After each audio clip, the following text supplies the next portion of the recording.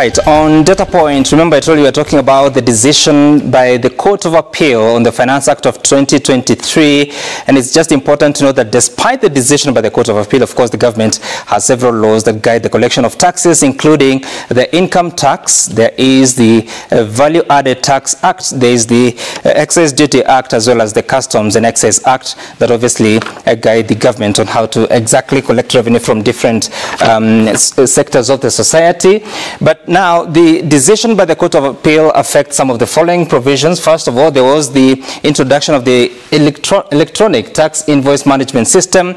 It has been termed to be unconstitutional based on the ultimate decision. There's the VAT changes that had been instituted by the Finance Act of 2023, the VAT on fuel, the new bands of taxation of persons in the country, that is the payee, as well as the excess duty changes that we'll be looking at, some of them here. First of all, the exchequer revenue based on the Kenya Revenue Authority for the financial year ending June 2024, which was the first effect of the Finance Act of 2023, is that they received 2.22 trillion shillings. Then there were agency collections that included the housing levy up to 184 billion shillings, and in total the KRA reported 2.407 trillion shillings, which was a jump from the previous year of 2.166 trillion shillings. So some of the agency collections that were made by the Kenya Revenue Authority include the road maintenance levy, which is also usually called fuel levy, upwards of 80 billion shillings. There was the housing levy. The figure is still not very clear of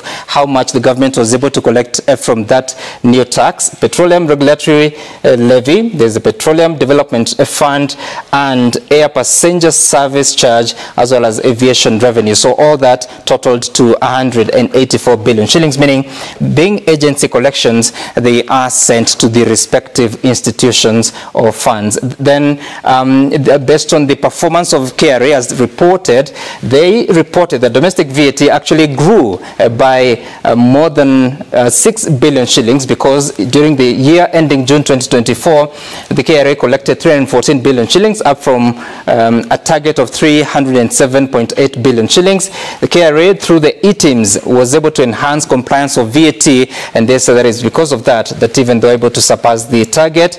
KRA also reported that over 280,000 VAT taxpayers were onboarded into the e-teams. With a decision now from the court about the Finance Act being unconstitutional, then it would appear that e-teams cannot continue to operate in the country. Beyond that, what do we know is that there was another policy that came about with the Finance Act of 2023, the tax amnesty that was able to gather 43.9 billion shillings. However, that tax amnesty was only valid for that financial year. Remember, there was a proposal to extend it through the Finance Bill of 2024, but it was deleted through Parliament. Therefore, it does not exist anymore. Pay as you earn, the collections were 543 billion shillings. It grew by 48 billion shillings, partly because of the expansion of the tax bands for persons earning more than 500,000 shillings. Some of the VAT changes that were in the Finance Act of 2023 is petroleum products. The VAT initially was 8%. It is through that act that it was revised to 16%. There was zero rating of LPG gas, that is from 8% to zero rating. That's a benefit that came about from the Finance Act of 2023. With it being nullified, termed to be unconstitutional, then there's a chance of losing this. There was zero rated electric motorcycles as well as bicycles. There was zero rated solar and lithium ion batteries, as well as zero rated electric buses that came about from that particular law.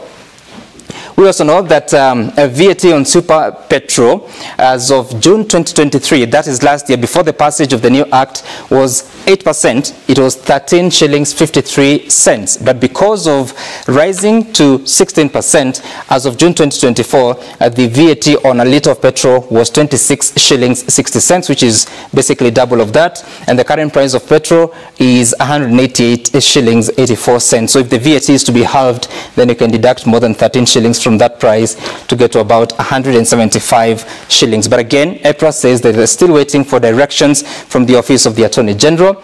The country may have lost some protectionist measures that were instituted by the Finance Act of 2023. And these are based on excise duty on imports as follows. On imported fish, the excise duty was being introduced at 10%. Imported sugar, 5 shillings per kilogram, and the reason that was given by the Cabinet Secretary for the National Treasury at that time was that it was noted that there was increasing cases of diabetes, and therefore that needed to be instituted.